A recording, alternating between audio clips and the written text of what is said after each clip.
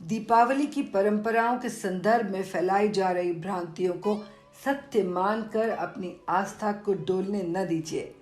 हर्ष उल्लास के हेमंत ऋतु के त्योहारों को श्रद्धा व भक्ति से मनाइए।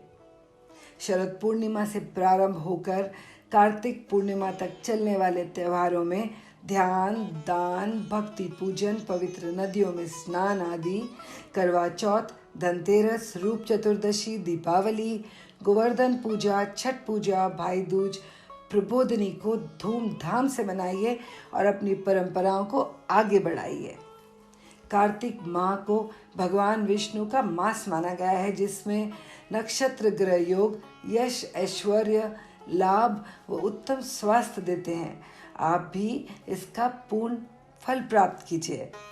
भिन्न भिन्न युगों में इस माह में उत्सवों के पृथक पृथक कारण बने।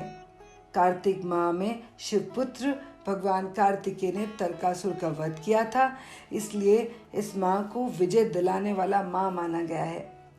कार्तिक माह कृष्ण पक्ष की द्वादशी को समुद्र मंथन के समय कामधेनु, त्रयोदशी को अमृत पात्र लिए भगवान धन्वंतरी, चतुर्दशी को माँ काली, अमावस्या को माँ लक्ष्मी का सागर से पृथ्वी पर अवतरण हुआ। त्रयोदशी की स्थिति को धन त्रयोदशी या धनतेरस के रूप में मनाए जाने की प्रथा चली।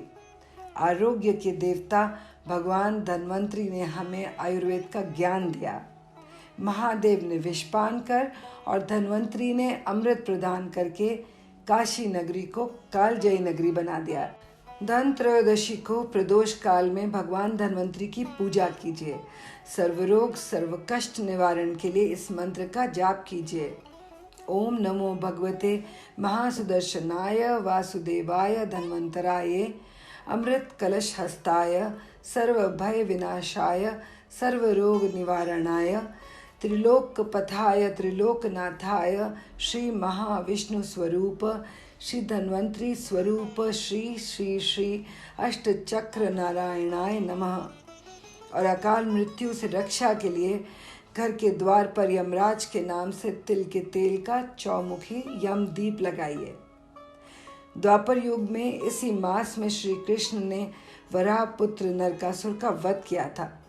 चतुर्दशी को नरकासुर ने अपने वध से पहले श्री कृष्ण के समक्ष इच्छा प्रकट की कि उसकी दुष्ट प्रवृत्तियों को नरक चतुर्दशी के रूप में हर व्यक्ति अपनी बुराइयों के अंत के उत्सव के रूप में मनाए।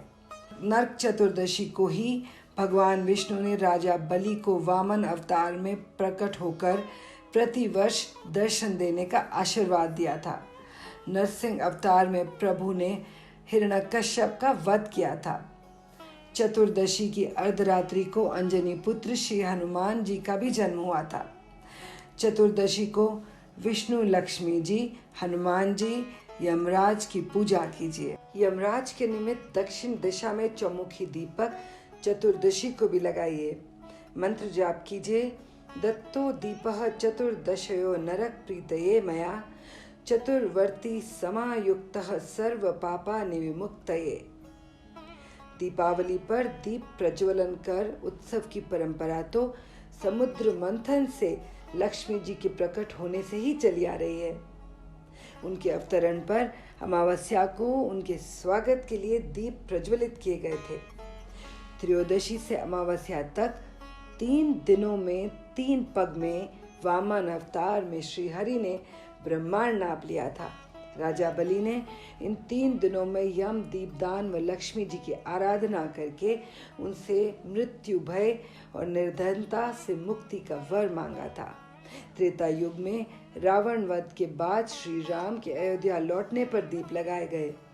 द्वापर युग में नरकासुर का वध करके लौटने पर श्री कृष्ण के स्वागत में अमावस्या को द्वारका में दीप लगाए गए।